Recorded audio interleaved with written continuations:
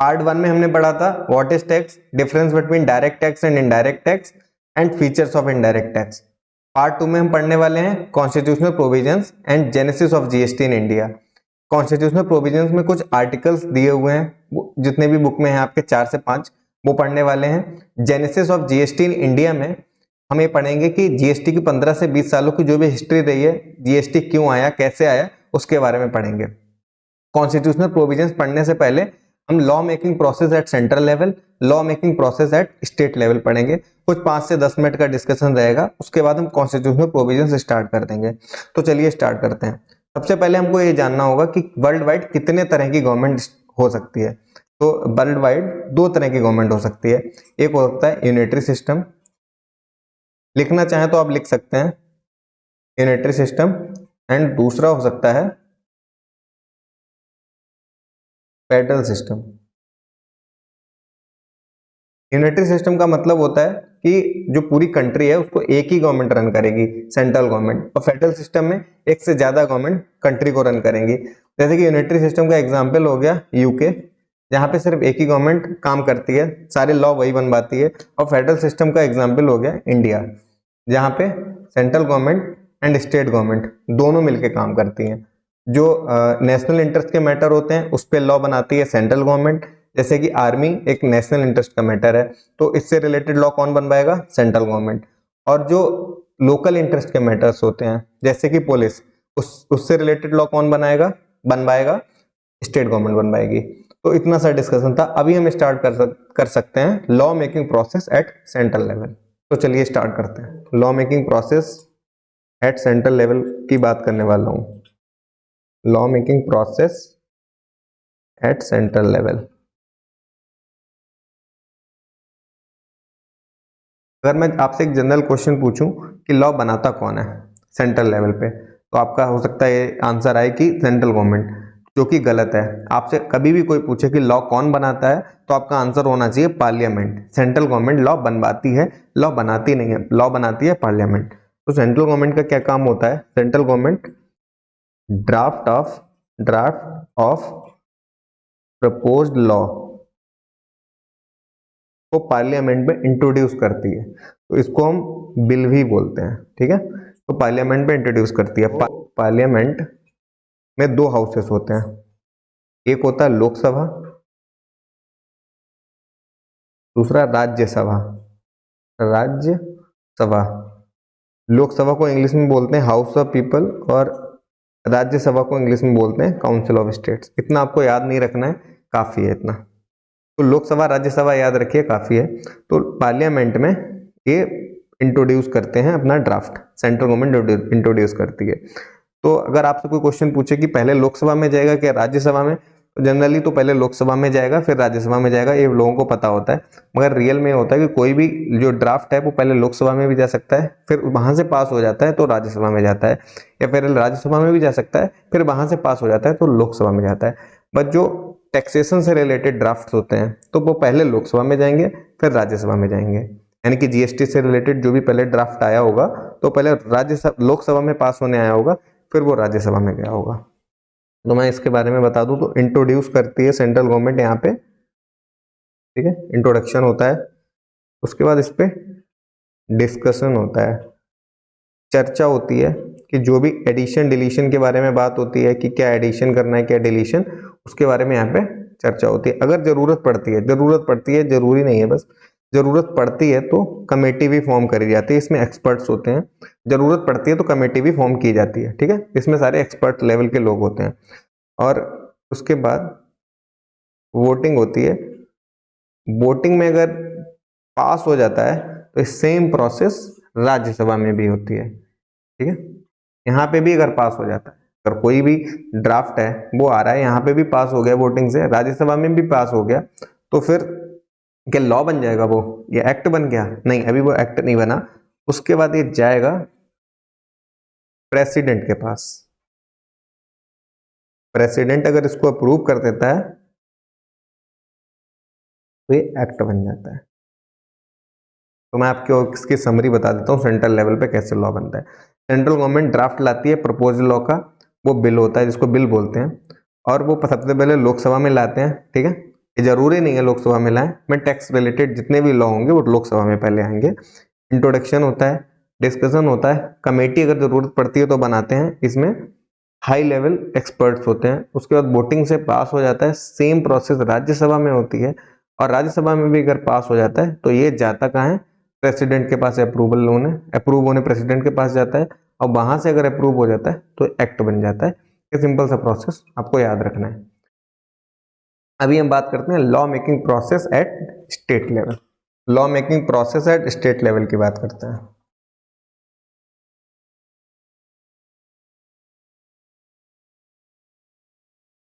होता है तो आपने सेंट्रल में देखा कि पार्लियामेंट में दो हाउसेस होते हैं, लोकसभा और राज्यसभा। स्टेट में क्या होता है, स्टेट लेजिस्लेचर की बात करें, it can be of two types, type 1, type 2। Type 1 की बात करें तो उसमें दो हाउसेस हो सकते हैं, एक तो हो सकता है विधानसभा, विधान सभा, और दूसरा हो सकता है विधान परिषद। और टाइप 2 में ओनली विधानसभा, विधान परिषद नहीं होता।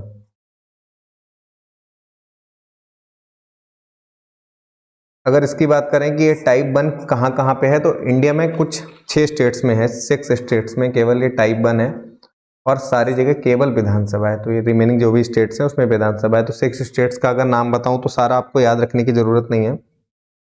तो इसमें 6 स्टेट्स में उत्तर प्रदेश, बिहार और महाराष्ट्र आते हैं, और 2-3 भी हैं। आपको नाम बिल्कुल भी नहीं याद रखने, केवल नॉर्मल जनरल नॉलेज के लिए मैंने आपको बता दिया था। तो विधानसभा को अगर आप इंग्लिश में पूछेंगे तो उसको लेजिस्लेटिव काउंसिल कहते हैं, और इसको विधान परिषद को लेजिस्लेटिव असेंबली कहते हैं। ठीक है, लेजिस्लेटिव काउंसिल। ठीक, इसमें भी सेम प्रोसेस होने वाला है। इंट्रोड्यूस होता है बिल, बिल इंट्रोड्यूस करती है स्टेट गवर्नमेंट। ठीक है, बिल यहाँ पे लिख देता हूँ, बिल इंट्रोड्यूस करती है। उसके बाद डिस्कस होता है, उसके बाद उस पर कमेटी अगर जरूरत पड़ती है तो बनाई जाती है, एंड देन वोटिंग से वो पास हो जाता है, वोटिंग से पास हो जाता है। उसके बाद सेम प्रोसेस लेजिस्लेटिव असेंबली में चलती है, यहाँ से भी अगर पास हो जाता है तो ये जाता है गवर्नर के पास। जैसे सेंट्रल वाला जाता है प्रेसिडेंट के पास, ये जाता है गवर्नर के पास, वहां से भी पास हो जाता है तो ये बन जाता है एक्ट। सेम प्रोसेस टाइप 2 वाले में भी होती है, इंट्रोड्यूस, डिस्कस, कमेटी, वोटिंग, पास, उसके बाद गवर्नर, वहां से भी पास हो गया, ये बन गया एक्ट। इस तरह से प्रोसेस रहती है। तो दो तरह की जो होती है, अब मैं आपको समराइज कर दूं तो स्टेट लेजिस्लेचर दो टाइप के होते हैं। टाइप 1 हो गया, उसमें विधानसभा, विधान परिषद, दो हाउसेस होते हैं। टाइप 2 हो गया, इसमें विधानसभा होता है। विधानसभा को इंग्लिश में कहते हैं लेजिस्लेटिव काउंसिल, विधान परिषद को इंग्लिश में कहते हैं लेजिस्लेटिव असेंबली। 6 स्टेट्स में, रिमेनिंग पूरी इंडिया में विधानसभा ही चलता है। इसमें सेम प्रोसेस है, इंट्रोड्यूस, डिस्कस, कमेटी, वोटिंग से पास होता है। उसके बाद सेम प्रोसेस विधान परिषद में जाएगी, पर डिफरेंस ये है कि वहां पे प्रेसिडेंट होता है, यहाँ पे गवर्नर होता है। आप देख लीजिए सेम ही प्रोसेस रहने वाला है तीनों में, देखिए सभी में सेम ही है, इंट्रोड्यूस, डिस्कस, कमेटी, वोटिंग। ठीक है, तो इस तरह से एक्ट बनता है सेंट्रल लेवल और स्टेट लेवल दोनों पे। तो हमारा इतना ही डिस्कशन था कि एक्ट सेंट्रल लेवल और स्टेट लेवल पे बनता कैसे है। अब हम आते हैं अपना नेक्स्ट डिस्कशन कॉन्स्टिट्यूशनल प्रोविजंस की तरफ। स्टार्ट करते हैं अपना कॉन्स्टिट्यूशनल प्रोविजंस का डिस्कशन। तो जैसा मैंने आपको बताया था कि Indian constitution federal in nature है, मतलब यहाँ पे दो तरह की गवर्नमेंट देश को रन करती है। एंड लॉ सेंट्रल लेवल का पार्लियामेंट बना सकती है, एंड स्टेट लेवल का लॉ स्टेट लेजिस्लेचर बना सकता है। ये लिखा कहाँ पे हुआ है कॉन्स्टिट्यूशन में, तो जो आर्टिकल है आर्टिकल 245, उसमें लिखा हुआ है कि पार्लियामेंट पूरे देश के लिए या देश के किसी पार्ट के लिए लॉ बना सकती है, एंड स्टेट लेजिस्लेचर पूरी स्टेट के लिए या स्टेट के किसी पार्ट के लिए लॉ बना सकती है। ये सब मैं आपको स्लाइड से भी पढ़ाऊंगा, बट अभी समझाने के लिए यहाँ पे बता रहा हूँ। अभी आप एक सिचुएशन इमेजिन करिए कि जैसे कि मैं आपको बताता हूँ, उत्तर प्रदेश का एग्जाम्पल लेते हैं। उत्तर प्रदेश में कौन है, मुख्यमंत्री योगी जी हैं, और सेंट्रल में प्रधानमंत्री कौन है, मोदी जी हैं। ठीक है, अभी योगी जी हैं वो यूपी के टेरिटरी का लॉ बनवा सकते हैं, ठीक है, और मोदी जी हैं पूरी इंडिया के लिए लॉ बनवा सकते हैं। अब मान के चलते हैं कि योगी जी ने एक लॉ बनवाना है, एक टैक्स से रिलेटेड एक लॉ बनवाना है योगी जी को। उन्होंने मानते हैं टैक्स, ये कोई भी टैक्स है, ये योगी जी को लॉ बनवाना है, ठीक है, कि कोई भी टैक्स एक ए है मान लेते हैं, उसको योगी जी को लॉ बनवाना है यूपी में। मोदी जी भी टैक्स ए पे लॉ बनवाना चाहते हैं, पूरी कंट्री में लागू करना चाहते हैं, ठीक है। तो पूरी कंट्री में तो यूपी भी आता है, तो यहाँ पे कॉन्फ्लिक्ट आ जाएगा, किसका लॉ प्रिवेल करेगा। योगी जी भी सेम टैक्स ला रहे हैं और मोदी जी भी सेम टैक्स ला रहे हैं, तो यहाँ पे प्रॉब्लम आ सकती है। और ये टैक्स लॉ की ही बात नहीं है, और बहुत सारी चीज़ों में भी कॉन्फ्लिक्ट्स आएगा। तो इस कॉन्फ्लिक्ट को दूर करने के लिए कॉन्स्टिट्यूशन ने हमें एक आर्टिकल दिया है, आर्टिकल 246। इसमें स्टेट और सेंट्रल की अलग अलग रिस्पेक्टिव पावर्स दी हुई हैं कि कौन किस पे लॉ बना सकता है, कि पार्लियामेंट किस पे लॉ बनाएगी एंड स्टेट लेजिस्लेचर किस पे लॉ बनाएगी, और दोनों ही किस पे लॉ बना सकते हैं। तो चलिए पढ़ते हैं आर्टिकल 246। तो ये देखिए आर्टिकल 246 है, तो इसमें 3 लिस्ट दी हुई हैं, आप देख सकते हैं, लिस्ट 1, लिस्ट 2 एंड लिस्ट 3। तो सबसे पहले लिस्ट 1 की बात कर लेते हैं। ये यूनियन लिस्ट है, ठीक। यहाँ पे एंट्रीज हैं 1 to 97। तो इसमें कुछ मैटर्स दिए हुए हैं जिस पे लॉ केवल पार्लियामेंट बना सकती है। तो इसमें टैक्सेशन से रिलेटेड जो भी मैटर्स हैं उसकी एंट्रीज हैं 82 to 91। ये आप याद रख सकते हैं क्योंकि ये आपके मटेरियल में दिया हुआ है। रिमेनिंग जो भी एंट्रीज हैं वो नॉन टैक्स से रिलेटेड है। आपको एग्जांपल दे सकता हूँ, नॉन टैक्स से रिलेटेड, आर्मी से रिलेटेड इसमें कुछ एंट्रीज दी हुई हैं। और टैक्स से रिलेटेड बात करूँ, ये आपको 2 एंट्रीज के नाम और नंबर याद रख सकते हैं क्योंकि आपके मटेरियल में दिया हुआ है। तो एंट्री नंबर जो 82 है वो इनकम टैक्स से रिलेटेड है, वो केवल पार्लियामेंट लॉ बनाएगी। और जो एंट्री नंबर 83 है वो कस्टम्स से रिलेटेड है, उस पर पार्लियामेंट लॉ बनाने वाली है। अब बात कर लेते हैं स्टेट लिस्ट की। ये लिस्ट 2 है, इसमें एंट्रीज हैं 1 to 66। इसमें टैक्सेशन से रिलेटेड है 45 to 63 एंड नॉन टैक्सेशन से रिलेटेड सारी बची हुई नॉन टैक्सेशन से रिलेटेड एंट्रीज हो सकती हैं। अगर इसमें एग्जाम्पल की बात करूँ तो नॉन टैक्सेशन से रिलेटेड एग्जाम्पल हो गया पुलिस। पुलिस का लॉ कौन बनाएगा? स्टेट लेजिस्लेचर बनाएगा। और टैक्स से रिलेटेड एंट्रीज की बात करूं तो एंट्री नंबर 51 है जिसमें है state excise on alcoholic liquor for human consumption, और 2-3 चीजें आप इतना याद रख लीजिए। अब कंकरेंट लिस्ट की बात करते हैं। इसमें 1 to 47 एंट्रीज हैं। इसमें टैक्सेशन से रिलेटेड कोई एंट्री नहीं है, नॉन टैक्सेशन से रिलेटेड ही सारी है। का एग्जाम्पल दे सकता हूं मैं, एजुकेशन। तो जैसे कि आपने देखा होगा कि स्टेट बोर्ड्स होते हैं, सारे स्टेट में अलग अलग स्टेट बोर्ड्स भी होते हैं, ठीक है। और जो सेंट्रल का बोर्ड है CBSE, central board of secondary education, तो जो पार्लियामेंट है वो भी अपना एजुकेशन से रिलेटेड लॉ बना रहा है, और जो स्टेट लेजिस्लेचर है वो भी अपना एजुकेशन से रिलेटेड लॉ बना रहे हैं। तो 3 तरह की लिस्ट है, union list, state list, concurrent list. अब आप इसमें देख सकते हैं कॉन्फ्लिक्ट नहीं आएगा। आर्टिकल 246 का फिर इम्पैक्ट क्या हुआ इसके बारे में बात करते हैं कि जैसे सेंट्रल गवर्नमेंट को कोई लॉ बनवाना है तो वो पहले क्या चेक करेगा? तो सबसे पहले वो यूनियन लिस्ट चेक करने वाला है। अगर वो यूनियन लिस्ट की किसी भी एंट्री में वो मैटर आता होगा जिससे रिलेटेड वो लॉ बनवाना है तो वो लॉ बना सकते हैं। अगर वो मैटर नहीं आता होगा तो वो लॉ नहीं बना सकते, नहीं, वो पहले फिर उसके बाद कंकरेंट लिस्ट भी चेक करेंगे। मैंने बताया था ना अभी, कंकरेंट लिस्ट में दोनों ही लॉ बना सकते हैं। मतलब अगर यूनियन लिस्ट में वो मैटर नहीं आता होगा तो कंकरेंट लिस्ट चेक करेंगे, कंकरेंट लिस्ट में भी नहीं आता होगा तो लॉ नहीं बना सकते, अगर कंकरेंट लिस्ट में आ गया तो लॉ बना सकते हैं, ठीक है। अगर स्टेट गवर्नमेंट की बात करें तो स्टेट गवर्नमेंट को अगर कोई लॉ बनवाना है तो पहले स्टेट लिस्ट चेक करेगा। अगर स्टेट लिस्ट में वो मैटर आता है तो लॉ वो बना सकते हैं जो एंट्रीज हैं। अगर स्टेट लिस्ट में वो मैटर नहीं आता है तो कंकरेंट लिस्ट चेक करेंगे, कंकरेंट लिस्ट में आता है तो लॉ बन जाएगा, कंकरेंट लिस्ट में भी नहीं आता है तो लॉ नहीं बन सकता। स्टिल वो अगर लॉ बना देते हैं, अगर मान लेते हैं कि सेंट्रल गवर्नमेंट को लॉ बनवाना है, वो ना यूनियन लिस्ट में आता है ना कंकरेंट में आता है, फिर भी लॉ बन जाता है तो वो लॉ अल्ट्रा वायरस हो जाएगा, इनवैलिड डिक्लेयर हो जाएगा, उसका कोई मतलब नहीं है। अभी हम बात करते हैं कि जीएसटी के लिए हमको कॉन्स्टिट्यूशनल अमेंडमेंट क्यों करना पड़ा।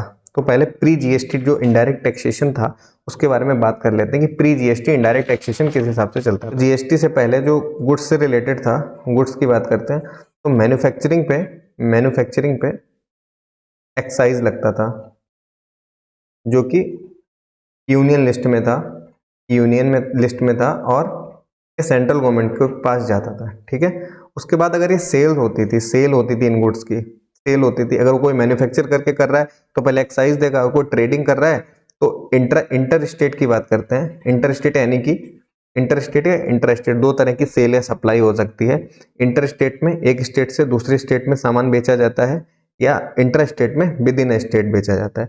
तो इंटर स्टेट अगर सेल होती थी तो उस पर सेंट्रल सेल्स टैक्स लगता था जो कि यूनियन लिस्ट में था, और ये सेंट्रल गवर्नमेंट के पास जाता था।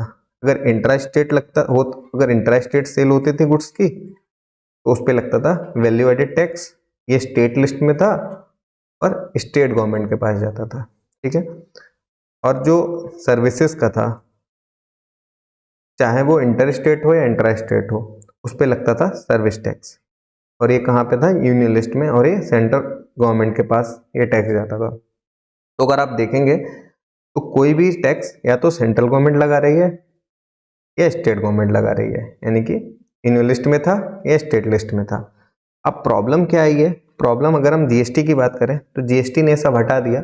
जीएसटी ने क्या बोला, सप्लाई पे टैक्स लेंगे। यहाँ पे जैसे मैन्युफैक्चरिंग और सेल और सर्विसेज का काफी डिफरेंसेस हैं कि मैन्युफैक्चरिंग पे अलग, उनको कोई मतलब नहीं है जीएसटी को, जीएसटी सप्लाई पे टैक्स लेने वाला है। तो यहाँ पे दो तरह का केवल बाइफरकेशन किया गया, एक तो इंटर स्टेट और एक इंट्रा।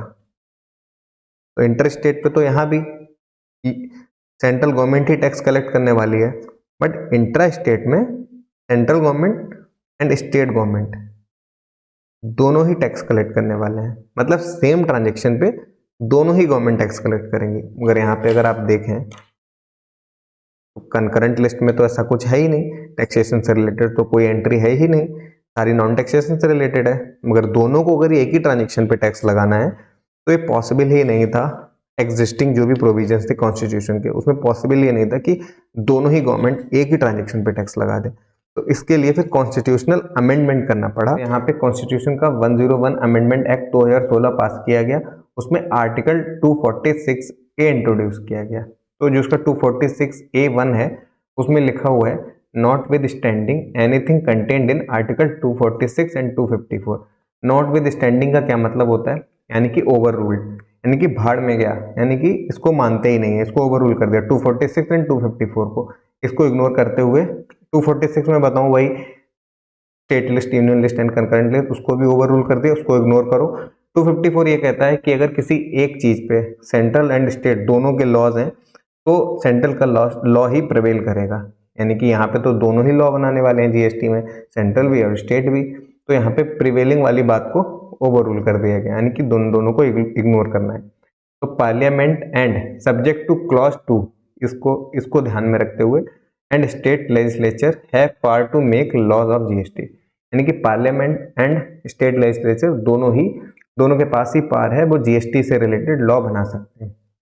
अब हम 2 पढ़ते हैं। तो parliament has exclusive power to make laws with respect to GST where the supply of goods और सर्विसेज और वो take place in the course of inter state trade और कॉमर्स। मतलब ये है कि पार्लियामेंट ही लॉ बनाएगा इंटर स्टेट और ट्रेड और कॉमर्स से रिलेटेड, यानी कि इंटर स्टेट जो भी ट्रांजेक्शन होंगे उसमें पार्लियामेंट ही लॉ बना सकता है, स्टेट लेजिस्लेचर उस पर लॉ नहीं बना सकता।